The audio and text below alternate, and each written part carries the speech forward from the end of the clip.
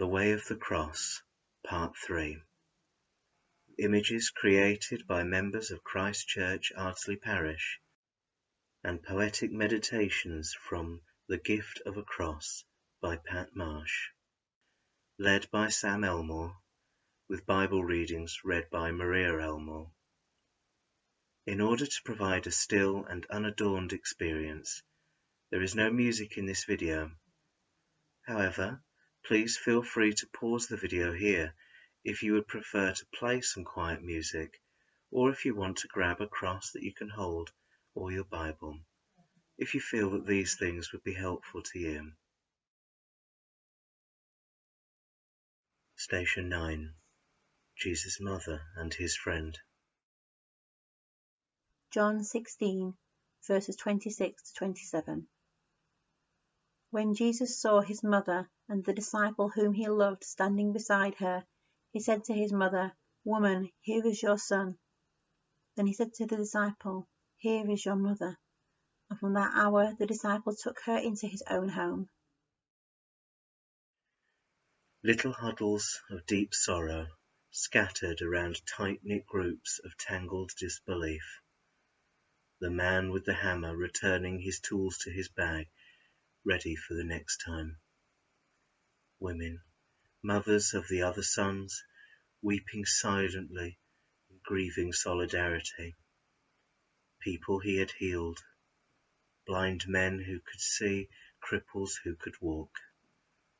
Soldiers tossing the dice, their laughter incongruous, humour the antidote to daring to think about what they'd done. 11 of the 12, transfixed in helpless shock, thinking the 3 wonderful years had been for nothing.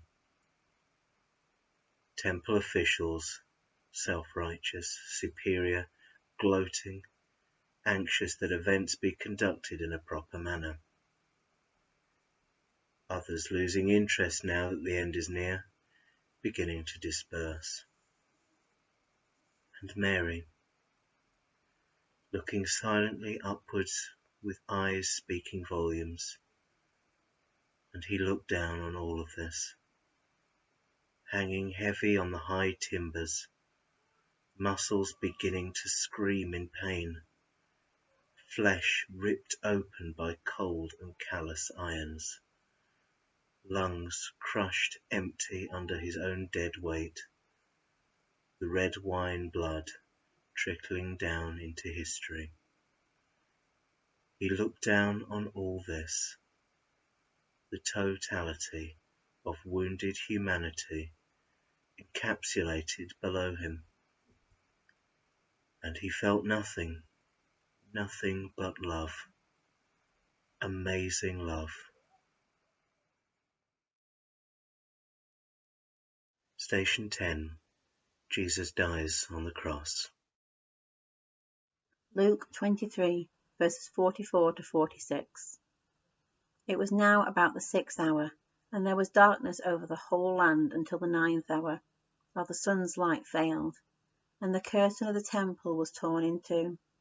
Then Jesus, crying with a loud voice, said, "Father, into thy hands I commit my spirit." And having said this, he breathed his last. And the fullness of God hung on the cross, and the visible image of the invisible God bled on the cross, and the mind and the body of the living God were tortured on the cross. Divinity stepped down inside humanity, made God's self vulnerable, exposed God's self to the very worst humanity could inflict upon itself, that God might bring peace between heaven and earth, experiencing the very depths of all that we might ever know in order to redeem sin from the inside. And the fullness of God allowed God's self to be stripped of dignity, drained of life, that we might stand holy and blameless, forgiven and freed before him. He did it for us. What love! What incredible love! Station 11. Jesus is buried. John 19, verses 38 to 42.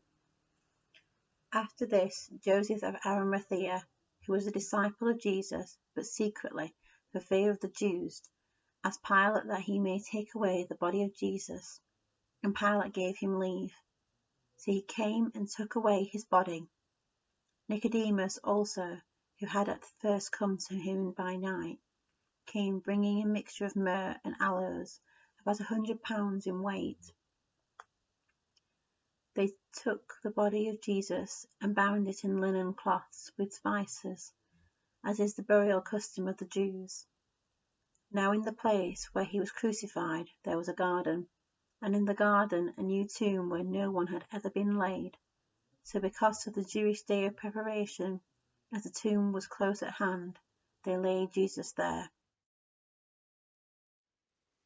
Embalmed in myrrh, they laid him in a brand new tomb, in a garden near to the crucifixion place and the empty cross.